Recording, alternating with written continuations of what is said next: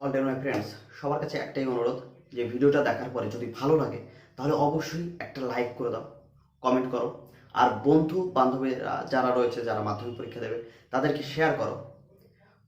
তোমরা যত কমেন্ট করবে, যত লাইক শেয়ার করবে, তত দ্রুত আমি তোমাদের জন্য কন্টেন্ট অর্থাৎ ভিডিওগুলো নিয়ে আসবো। যে ভিডিওগুলো তোমাদের দরকার হবে সেগুলো নিয়ে আসার চেষ্টা করব যত দ্রুত সম্ভব। দেখো, খাওয়া দাওয়া ঘুম এগুলো বাদ দিয়ে এগুলো করতে হয়, এগুলোর জন্য প্রচুর সময় দরকার হয়। তোমাদের 2 সেকেন্ড 5 সেকেন্ড সময়ের দরকার ভিডিওটা শেয়ার করার জন্য। সুতরাং বন্ধু বান্ধবীদের একটু শেয়ার করো, এটা একান্তভাবে অনুরোধ আমার। চলো এবার তাহলে টেস্ট পেপারে চলে যাই।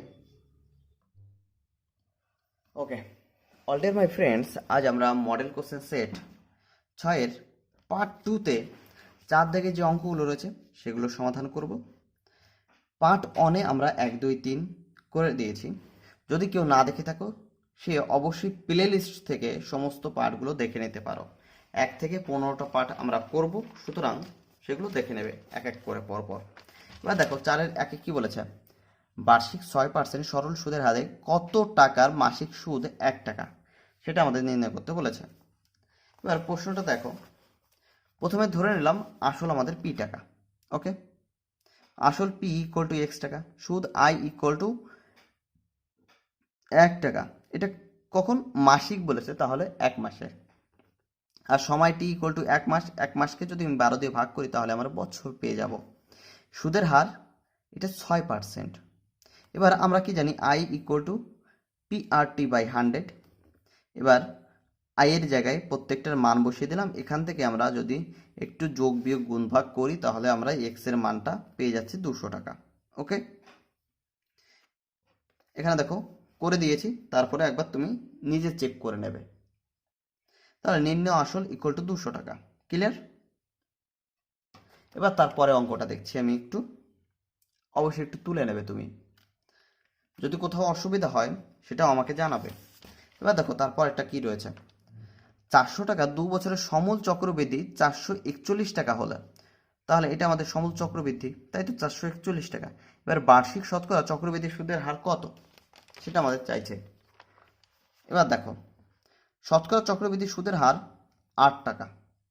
ওকে, তাহলে এটা আমাদের কি সমূল চক্রবৃদ্ধি ইকুয়াল টু আসল into 1+r/100 to the power N. N এর মান এন ইকুয়াল টু 2 আমাদের দেয়া রয়েছে, সেটা আমি বসিয়ে দিলাম। এবার এই 400 এই পাশে গিয়ে ভাগ হচ্ছে, তাহলে এখানে আর কিছু রইল না। এবার এই 441 এটা কার বর্গ, এটা 21-এর বর্গ। আর 400 কার বর্গ, 20-র বর্গ। তাহলে 21/20 এর হোল টু দি পাওয়ার 2 আমি লিখতে পারি। এবার 1+r/100 তার হোল স্কোয়ার, 1+r/100 তার হোল স্কোয়ার, এই জায়গা মতো রয়ে গেল। এবার যেহেতু আমাদের পাওয়ার সমান, সুতরাং উভয় পক্ষ থেকে আমি পাওয়ার বাদ দিয়ে দিতে পারি সূচকের নিয়ম অনুসারে। এবার দেখো, তাহলে 21/20 ইকুয়াল টু 1+r/100। এই পাশে কি 1 প্লাস আকারে রয়েছে, ওই পাশে গেলে কি হবে, মাইনাস হবে। তাহলে 21/20 থেকে 1 যদি চলে যায় তাহলে থাকে কত, 1/20। আর এখানে r/100 রয়েছে। এবার 20 দিয়ে একে কেটে দাও, তাহলে 5, r ইকুয়াল টু 5। তাহলে নির্ণয় সুদের হার r%। ক্লিয়ার? তাহলে নির্ণয় সুদের হার 5%। একবার তুলে নেবে অঙ্কটা। ওকে, এবার চলো পরের অঙ্কতে আমি যাচ্ছি। পরের যে অঙ্কটা রয়েছে, 3x² plus of 8x plus 2 equal to 0 দ্বিঘাত সমীকরণে বীজদ্বয় আলফা ও বিটা হলে এত এর মান নির্ণয় করো। ওকে, এখানে একটা সম্পর্ক দিয়েছে, তার মানে আমাদের নির্ণয় করতে বলেছে। এবার দুটি বীজের সমষ্টি কি জানি, আলফা প্লাস বিটা। আর এখানে দুটো বীজের গুণফল কত হবে, আলফা ইন্টু বিটা। তাহলে সেই জিনিসটা আমি একটু লিখেছি। এটা আমার একটা সমীকরণ দেওয়া আছে, সমীকরণে বীজদ্বয় আলফা আর বিটা। আর আলফা প্লাস বিটা অর্থাৎ দুটি বীজের সমষ্টি কত, -b/a। তাহলে -8/3, তাই তো। এবং প্রোডাক্ট অর্থাৎ গুণফল আমাদের কি হয়, c/a, তাহলে 2/3। এবার আমাদের যে সম্পর্কটা দেওয়া ছিল 1/α প্লাস 1/β, এই সম্পর্কটা আমাদের দেওয়া ছিল। তাহলে এর থেকে আলফা আর বিটা আমরা লসাগু নিলাম। এবার লসাগু নিলে আলফা আলফা কেটে গেল, থাকে বিটা, বিটা এর সঙ্গে গুণ করো, বিটা বিটা কেটে গেল, থাকে আলফা, আলফা এর সঙ্গে গুণ করো। তাহলে beta plus alpha. Beta plus alpha এবং আলফা প্লাস বিটা একই কথা। এটা কত হবে -8/3। তাহলে এই মানটা বসালাম এখানে, এবং আলফা বিটা এর মানটা 2/3 রয়েছে, সেই মানটা বসিয়ে দিয়েছি। এবার 3 নিচ থেকে কেটে যাও, এবার 2 দিয়ে একে যদি কাটো তাহলে হয় 4, তাহলে -4 থাকে। ওকে, তাহলে নিম্ন মান কত পাচ্ছি? -4। ক্লিয়ার হলো এটা? এবার দেখো পরে অঙ্কতে আমি যাচ্ছি একটু। কি বলছে দেখো, a/b = 3:4, x/y = 5:7 হলে এখানে একটা সম্পর্ক দেওয়া আছে, এর মানটা নির্ণয় করো। বেশ একটু জটিল লাগবে, বাট মনোযোগ দিয়ে দেখলে বিষয়টা একদম সহজ। এখানে দেখো a/b ও এখানে আমাদের আরেকটু দেওয়া রয়েছে, সেই মানটা বসালাম। x/y = 5:7, মানটা বসিয়ে নিয়েছি। তারপর এখানে দেখো এ ও বি এর মান আমাদের এখান থেকে মোটামুটি ধরে নিলাম। এ বি এর মান 3k এবং 4k, আনুপাতিক ধ্রুবক এখানে k।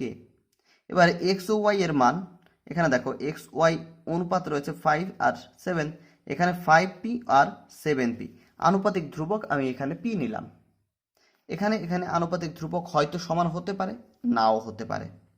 ওকে, এই কারণে আমি আলাদা আলাদা আনুপাতিক ধ্রুবক নিয়েছি।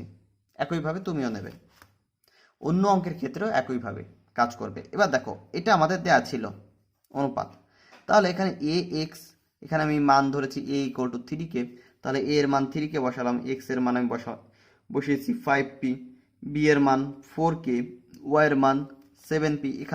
এখান থেকে মান নিয়েছি, কিন্তু এই যে মানগুলো আমি ধরে নিয়েছিলাম সেখান থেকে মানগুলো নিয়ে নিয়েছি। একইভাবে এখানে মানগুলো আমি বসিয়ে দিয়েছি। 4 × b এর মান 4k, y এর মান 7p, এবার 7, a এর মান 3k আর x এর মান 5p।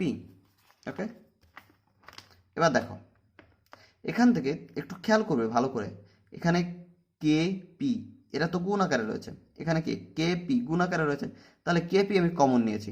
তাহলে 3 3 5 গুণ করলে হয় 45, 4 আর 7 গুণ করলে 28। এবার এখান থেকে k আর p আমি কমন নিয়ে নিয়েছি। এখানে 4 4 7 গুণ করলে 112, এখানে 7 3 5 গুণ করলে 105। তাহলে এখান থেকে kp, এখান থেকে kp বাদ দাও, এটাকে বিয়োগ করলে হয় 17, এখান থেকে যদি বিয়োগ করি তাহলে হয় 7। ক্লিয়ার হলো? এবার দেখো নির্ণয় মান 17:7। ওকে, এটা আমাদের অ্যান্সার। এবার পরে অঙ্কতে যাচ্ছি। দেখো কি বলছে, একটা ত্রিভুজ দেয়া রয়েছে ABC, এর BC বাহুর সমান্তরাল সরলরেখায় AB ও AC কে যথাক্রমে D এবং E বিন্দুতে ছেদ করে। এবার কিছু সম্পর্ক দেয়া রয়েছে, AE = 2AD হলে DB EC এর মান আমাদের নির্ণয় করতে বলেছে। অঙ্কটা বেশ ভালো করে খেয়াল করবে। এখানে দেখো ABC একটা ত্রিভুজ আমার রয়েছে, এবার BC বাহুর সমান্তরাল DE, বলছি কি BC বাহুর সমান্তরাল DE সরলরেখায় AB কে D বিন্দুতে এবং AC কে E বিন্দুতে ছেদ করে। এবার আমরা এখান থেকে একটা সম্পর্ক পাই, দেখো কি পাই,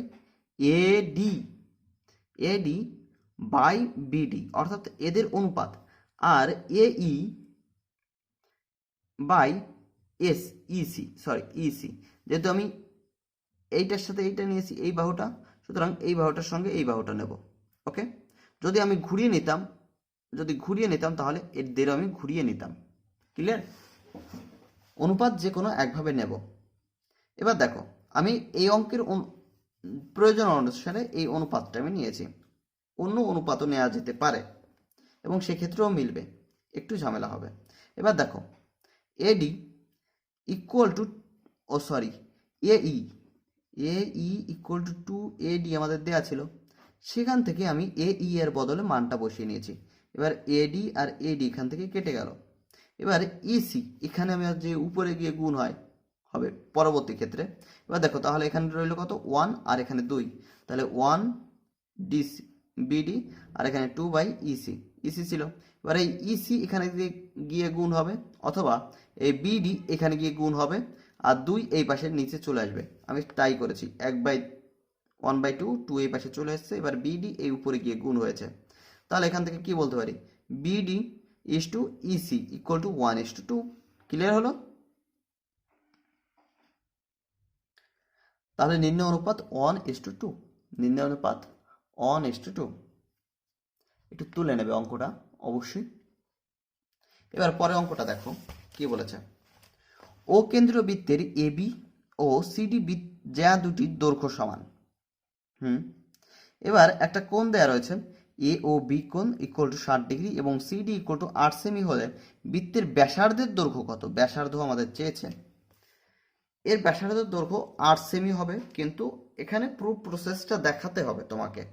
এখানে দেখো, এ একটা বৃত্ত যার এ বি আর সিডি সমান, এটা তাহলে 8 সেমি হলে এ বি ইকুয়াল টু কত? 8 সেমি। এবার এদেরকে যোগ করা হয়েছে, এ ও সি যোগ করা হয়েছে, তাহলে এই কোণটা কত? এই কোণটা আমাদের বলে দিয়েছে 60°। ওকে, তাহলে সেই জিনিসটা আমি লিখে নিয়েছি। ও কেন্দ্রীয় বৃত্তের A B equal to CD equal to 8 সেমি, অতএব কোণ এ ও বি কোণ ইকুয়াল টু 60 সেমি ও 60°। এবার যেহেতু এ ও আর ও বি, তাই না, এটা বৃত্তের ব্যাসার্ধ সমান, তাহলে এই ব্যাসার্ধের যে এই বাহুর বিপরীত কোণ, এই বাহুর বিপরীত কোণ, এরা তো সমান হবে, এই কোণ আর এই কোণ সমান হবে। তাই লিখেছি ও এ বি কোণ equal to O B A কোণ। তাহলে দেখো, এরা দুই কোণ যদি সমান হয়, তাহলে এই যে 180°, তিন কোণের সমষ্টি 180°, তার থেকে যদি এই কোণটা বাদ দিয়ে দিই, তাহলে পাচ্ছি কত? 120°। তাহলে এই দুটো কোণ আবার সমান, তাকে যদি আমি 2 দিয়ে ভাগ করে দিই, তাহলে আমি পাবো কত? যে কোণটা পাবো এই দুটো কোণের মান পাচ্ছি। ওকে, তাহলে সেইভাবে আমি করে নিয়েছি। 180 বিয়োগ 60/2 ইকুয়াল টু 60° পেয়েছি। এবার ত্রিভুজটি একটি সমবাহু ত্রিভুজ, কারণ কি, তিনটি কোণ যদি সমান হয় তাহলে ত্রিভুজ কি হয়? সমবাহু ত্রিভুজ হয়। তাহলে ত্রিভুজের প্রতি বাহুর দৈর্ঘ্য সমান, অর্থাৎ A B equal to O B, O A equal to O B equal to A B, তাই তো? তাহলে এদের এ বি ইকুয়াল টু 8 সেমি দেওয়া আছে, তাহলে এখান থেকে বৃত্তের ব্যাসার্ধ ও এ ইকুয়াল টু 8 সেমি। এইরকমভাবে সুন্দর করে গুছিয়ে একটু লিখতে হবে, তাহলে পুরো 2 নম্বর দিয়ে দেবে। একটু লিখে নেবে, কষ্ট করে হলেও একটু লিখে নেবে, পরবর্তী ক্ষেত্রে এই কষ্টটা হবে না যখন পরীক্ষায় ভালো নম্বরটা আসবে। ওকে, এবার দেখো তারপরে যে প্রশ্নটা রয়েছে 6 নম্বর হয়ে গেল সম্ভবত, হ্যাঁ 7 নম্বর। এবার ও কেন্দ্র বৃত্তের কেন্দ্র থেকে 26 সেমি দূরে অবস্থিত এ বিন্দু, 26 সেমি দূরে অবস্থিত। এবার এ বিন্দু থেকে অঙ্কিত বৃত্তের স্পর্শকের দৈর্ঘ্য 10 সেমি, অর্থাৎ এ বিন্দু থেকে আবার বৃত্তের উপরে স্পর্শক অঙ্কন করা হয়েছে। এবার বৃত্তটির ব্যাস নির্ণয় করো, ব্যাস আমাদের চেয়েছে। ওকে ওকে, তাহলে এখানে যেহেতু আমাদের ব্যাস চেয়েছে, ওকে দেখো এখানে কি রয়েছে, ও কেন্দ্রীয় বৃত্তের ও এ ইকুয়াল টু 26 সেমি, আমাদের বলেছে কি এই কেন্দ্র থেকে এ এর দূরত্ব, অর্থাৎ 26 সেমি দূরে অবস্থিত এ, তার থেকে একটা স্পর্শক অঙ্কন করা হলো। এখানে আমি স্পর্শক অঙ্কন করেছি এ বি, তাহলে এ বি অঙ্কন করলাম এবং ও বি যদি যোগ করি, তাহলে এই কোণটা আমার কত হবে? 90°। তাহলে এটা আমার অতিভুজ, এটা আমার ভূমি, এটা আমার লম্ব। তাহলে এখান থেকে দেখো এ বি স্পর্শকের দৈর্ঘ্য 10 সেমি। এবার ও বি লম্ব এ বি অঙ্কিত হইল বা অঙ্কন করা হলো। তাহলে ও বি এ কোণ ইকুয়াল টু 90°। যেভাবে বলছি সেভাবে লিখে নেবে অবশ্যই, আগে বুঝে নাও। সুতরাং ত্রিভুজ ও এ বি কোণ সমকোণী ত্রিভুজ, যা বললাম এই মাত্র। এবার তাহলে ও বি এর মান কত? 26, তার হোল স্কয়ার মাইনাস 10 তার হোল স্কয়ার। এখান থেকে 26 এর হোল স্কয়ার কত পাই? এখানে ও বি মানে কি? অতিভুজ তার হোল স্কয়ার মাইনাস ভূমি তার হোল স্কয়ার। তাহলে এখান থেকে 26 তার হোল স্কয়ার, অতিভুজ মাইনাস অফ ভূমি 10 তার হোল স্কয়ার, এখানে 26 তার হোল স্কয়ার 676 মাইনাস অফ 10 এর স্কয়ারে 100, বা রুট অফ 576 576, যার বর্গমূল 24, এত সেমি। এটা আমরা কি পেয়েছি? ব্যাসার্ধ। অতএব ব্যাস ইকুয়াল টু কত হবে? 24 × 2, তাহলে কত হচ্ছে? 48 সেমি। ক্লিয়ার? এবার চলো পরের অঙ্কতে কি বলছে। 8 নম্বর, একটা অংশীদারি ব্যবসায় 3 জনের মূলধনের অনুপাত দেয়া রয়েছে। এবার প্রথম ব্যক্তির লাভ তৃতীয় ব্যক্তির লাভের থেকে 60 টাকা কম। খেয়াল রাখবে, প্রথম ব্যক্তির যা লাভ হয়েছে তার থেকে তৃতীয় ব্যক্তির লাভটা 60 টাকা কম। লাভ থেকে 60 টাকা কম। এবার ব্যবসায় মোট কত লাভ হয়েছে। এবার দেখো, 3 বন্ধুর মূলধনের অনুপাত দেয়া হয়েছে। আমরা কি জানি, মূলধনের অনুপাত যা হয় লাভের অনুপাত ঠিক তাই হয়ে থাকে, তাই না? তাহলে 3 বন্ধুর লাভ যথাক্রমে 3x টাকা, 8x টাকা এবং 5x টাকা, এটা আমরা ধরে নিয়েছি লাভ। তাহলে এই যে প্রথম বন্ধু আর এই যে তৃতীয় বন্ধু, এদের মধ্যে পার্থক্য রয়েছে কত? 60 টাকার পার্থক্য। তাহলে আমি শর্তে লিখলাম 5x minus 3x equal to 60।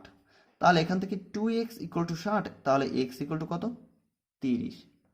এবার দেখো, এটা আমাদের কি লাভ, যখন 3 জনের এই একটা এই একটা এই একটা, তাহলে টোটাল লাভ বলতে পারি না, এইগুলো যোগ করলে পরে আমি টোটাল লাভ পাবো, অর্থাৎ সমগ্র লাভটা পাবো। তাহলে মোট লাভ ইকুয়াল টু এইগুলোকে যোগ করলাম। এবার 16x হয়েছে। এবার 16কে 30 দিয়ে গুণ করো, তাহলে কত পাবো? 480 টাকা। ওকে, অঙ্কটা তুলে নেবে অবশ্যই এবং একটু প্র্যাকটিসের মধ্যে থাকবে। এবার তারপরে অঙ্কটা একটু দেখে নাও। ওকে, এখানে 10 নম্বরে যেটা বলছে, একটা প্রমাণ দিয়েছে, প্রমাণ করো যে 82 বৃত্তের বৃহত্তম জ্যা। এটা আসতেই পারে, না আসার কোনো কারণ আমি দেখছি না, সুতরাং আমি এইভাবে করে নিয়েছি। দেখো সুন্দর করে দেখবে, এটা একটা বৃত্ত। প্রথমে এবি একটা ব্যাস আঁকা হয়েছে আর সিডি একটা ব্যাস আঁকা হয়েছে। এই ওসি এবং ওডি পরবর্তী ক্ষেত্রে যোগ করা হয়েছে। আগে কিছু কিছু জিনিস যা লিখেছি সেটা আমি বলে নিই আগে তোমাদেরকে। এবার চিত্রে ও কেন্দ্র বৃত্তের এবি হলো ব্যাস। ওকে, ঠিক আছে, এবি ব্যাস। এবার প্রমাণ করতে হবে যে 82 বৃত্তের বৃহত্তম জ্যা, অর্থাৎ এই এবি এটা যে সব থেকে বড় জ্যা, সেটা আমাদের প্রমাণ করতে হবে। ধরে নিলাম এর থেকে সমান, এর থেকে যদি এর পাশাপাশি কোনো একটা আঁকি, সেটা কেন্দ্র দিয়ে যাবে না, অবশ্যই সেটা ছোট। এরপরে যতই দূরে আঁকবো সেটা ততই ছোট হতে থাকবে, তাই তো? তাহলে যে কোনো একটা সাপেক্ষে যদি আমরা তুলনা করি, তাহলে আমরা বলতে পারবো যে বাকি সবগুলোর ক্ষেত্রেও এটা সঠিক। এবার তাহলে অর্থাৎ A B greater than CD, অর্থাৎ আমাদের প্রমাণ করতে হবে কি এ বি গ্রেটার দেন সিডি। এটা আমাদের প্রমাণ করলে যথেষ্ট হবে। ওকে, এই পর্যন্ত দেখা যাচ্ছে। এবার দেখো, অঙ্কনে ওসি আর ওডি যুক্ত করা হয়েছে, ওসি আর ওডি যুক্ত করা হয়েছে। এবার দেখো, ত্রিভুজের একটা ত্রিভুজের এই বাহু আর এই বাহুর যোগফল অন্তত তৃতীয় বাহু থেকে বড় হবে। অর্থাৎ ত্রিভুজের যদি এরকম হয় যে দুটো বাহুর যোগফল তৃতীয় বাহুর সমান হয়ে গেল, তাহলে এটা একটা সরলরেখা হয়ে যায়। সুতরাং আমি বলতে পারি যে দুটি বাহুর যোগফল সর্বদা আমার তৃতীয় বাহু থেকে বড় হবে, তাই তো? দুটি বাহুর যোগফল আমার তৃতীয় বাহু থেকে বড় হবে। তাহলে আমরা সেই নিয়ম অনুসারে করব। এবার দেখো, প্রমাণে ও এ ও বি ও সি ও ডি এটা সমান, কারণ কি এটা বৃত্তের ব্যাসার্ধ। এবার ত্রিভুজ ও ডি সি এর মধ্যে দেখো ওসি, অর্থাৎ ওসি এবং ওডি গ্রেটার দেন সিডি। আমি যেটা এইমাত্র বললাম যে ত্রিভুজের দুটি বাহু, একটা বাহু এই একটা বাহু, এই দুটো বাহুর যোগফল এই যে তৃতীয় বাহু রয়েছে এর থেকে বড় হবে অবশ্যই। তাহলে এখানে ওসি ওসি ও এ ও বি ও ডি ও সি এরা প্রত্যেকের সমান। তাহলে এখানে ওসি এর বদলে ও এ এবং ওডি এর বদলে ও বি আমি লিখে দিলাম গ্রেটার দেন সিডি। তাহলে ও এ প্লাস ও বি এটা কি পেয়েছি, ও এ কমা বা O A plus O B equal to A B পেয়েছি। তাহলে A B greater than CD, অর্থাৎ 82 বৃত্তের বৃহত্তম জ্যা প্রমাণিত। এটুকু লিখতে হবে শুধুমাত্র, আরো একবার অবশ্যই একবার দেখে নেবে। ওকে, লেখাটা। এবার পরের অঙ্কতে আমি একটু যাচ্ছি। দেখো 10 নম্বর কি বলেছে, একটা নিরেট অর্ধগোলকের আয়তন এবং সমগ্র তলের ক্ষেত্রফলের সাংখ্যমান সমান, অর্ধগোলকটির ব্যাসের দৈর্ঘ্য কত সেটা নির্ণয় করতে বলেছে। এবার দেখো, ধরি নিরেট অর্ধগোলকের ব্যাসার্ধ আর একক। ওকে, এবার শর্তে আমাদের এই যে অর্ধগোলকের আয়তন 2/3 পাই আর কিউব আর অর্ধগোলকের সমগ্র তলের ক্ষেত্রফল 3 পাই আর স্কোয়ার, এদের সাংখ্যমান সমান। এখান থেকে পাই পাই কেটে দিয়েছি, মোটামুটি আর স্কোয়ার আর কিউব থেকে কাটলে একটা আর থাকে, তাহলে এখান থেকে কত পাচ্ছি, এখান থেকে মোটামুটি তুমি এখান থেকে লিখে নিতে পারো যে 2r ইকুয়াল টু 3 3 9। ওকে, যেটা পাবো আমরা ব্যাস, যেহেতু আমাদের ব্যাস বলেছে। কিন্তু যদি আর এর মান শুধু নির্ণয় করো তাহলে 9/2 4.5, তাহলে অর্ধগোলকের ব্যাসার্ধ যদি ব্যাসার্ধ নির্ণয় করতে বলে, এই কারণে আমি দেখিয়ে দিয়েছি অর্ধগোলকের ব্যাসার্ধ ইকুয়াল টু 4.5 সেমি। তাহলে অর্ধগোলকের ব্যাস ইকুয়াল টু কত, এর সঙ্গে 2 গুণ করবে তাহলে পেয়ে যাবে 9 সেমি। ক্লিয়ার? ওকে, আর দুটো অঙ্ক আছে, ধৈর্য ধরে বসো। দেখো কি বলেছে, একটা আয়তঘনের শীর্ষবিন্দুর সংখ্যা এ, ধার সংখ্যা বি, তল সংখ্যা সি এবং কর্ণের সংখ্যা রয়েছে ডি। তাহলে এই যে সম্পর্কটা রয়েছে এদের মানটা আমাদের নির্ণয় করতে হবে। দেখো, আয়তঘনের শীর্ষবিন্দুর সংখ্যা এ ইকুয়াল টু 8, ধার সংখ্যা বি ইকুয়াল টু কত হয় 12, তল সংখ্যা সি ইকুয়াল টু 6, কর্ণের সংখ্যা ডি ইকুয়াল টু 4। এবার যদি বলো যে আমি এই চিত্রটা কেমন করে হবে সেটা আমি তো বুঝতে পারছি না, তাহলে আমি একবার দেখিয়ে দিই।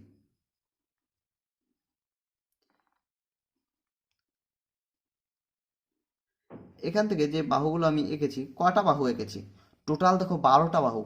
এখান থেকে এইভাবে কটা গেছে, 4টে, একভাবে পিছনের দিকে 4টে, তারপর এই হলো 8 9 10 11 12, 12টা বাহু।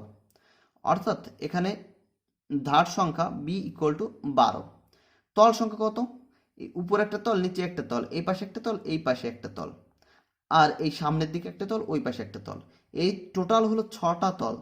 কর্ণের সংখ্যা কত, এই কর্ণ তুমি যে ঘরে বসে আছো তার যে বৃহত্তম কর্ণগুলো রয়েছে সেগুলো একটু যোগ করে দাও, তাহলে হবে 4টে পাবে, সর্বোচ্চ 4টে পাবে। ওকে, যে কোনো তলে নয়, যেমন এটা একটা তল, এখান থেকে যদি আমি এই পর্যন্ত যোগ করি সেটা নয়, আমাদের এইখান থেকে এই পর্যন্ত যোগ করতে হবে। ওকে, তাহলে পাবো কর্ণ। এবার দেখো, এ বি ডি সি এর মান আমরা এবার বসিয়ে দিলাম। এ এর মান 8, বি এর মান 12, ডি এর মান 4, সি এর মান 6। এবার যোগ বিয়োগ গুণ ভাগ আরো যা যা আছে করে হয়েছে 18, তাহলে নির্ণয় মান 18। চলো এবার পরে আরেকটা অঙ্ক রয়েছে। একটা লম্ববৃত্তাকার চোঙের উচ্চতা 14 সেমি এবং বক্রতলের ক্ষেত্রফল 264 বর্গ সেমি হলে চোঙের আয়তন কত? দেখো, চোঙের ব্যাসার্ধ ধরে নিয়েছি 8 সেমি, তাহলে শর্তে কি হবে, 2 পাই আর ইন্টু এইচ, অর্থাৎ কত 2 পাই আর এইচ, এটা কি পার্শ্বতলের ক্ষেত্রফল, তাই তো, যেটা আমাদের বলেছে পার্শ্বতল বা বক্রতল, এখানে বলেছে বক্রতলের ক্ষেত্রফল হিসেবে, তাহলে 264, তাহলে R equal to 264/2 into 14 into pi, অর্থাৎ এখানে আর রেখে বাকি সবগুলো দিয়ে ভাগ করে দেওয়া হয়েছে। তাহলে এবার পাইয়ের মান কত, পাই ইকুয়াল টু 22/7, তাহলে এখানে যেহেতু পাই নিচে রয়েছে সুতরাং 7 এখানে 7/22 হবে। ওকে, ঘুরে যাবে। এবার আমরা কাটাকাটি করে আর এর মান পেয়েছি 3, তাহলে ব্যাসার্ধ ইকুয়াল টু 3 সেমি। এবার আয়তন ইকুয়াল টু কত, পাই আর স্কোয়ার এইচ বর্গ সেমি, তাহলে 22/7 ইন্টু পায়ের মান বসিয়েছি ইন্টু 3 স্কোয়ার ইন্টু এখানে ছিল 14, 7 দিয়ে একে কেটে দাও তাহলে হয় 2, তাহলে 396 বর্গ সেমি। এটা আমরা গুণ করে পেয়েছি। যদি আমার সঙ্গে এত থেকে থাকো এবং অঙ্কগুলো তুমি করে থাকো এবং বুঝে থাকো তাহলে লিখে দাও আই হ্যাভ ডান।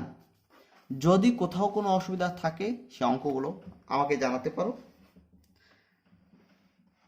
মেইন তো এই পার্টগুলো আমরা করছি একটাই কারণে, বেশি প্র্যাকটিস যত থাকবে ততটা আমি ভালো করতে পারবো পরীক্ষার সময়। সুতরাং অবশ্যই সাথে থাকো।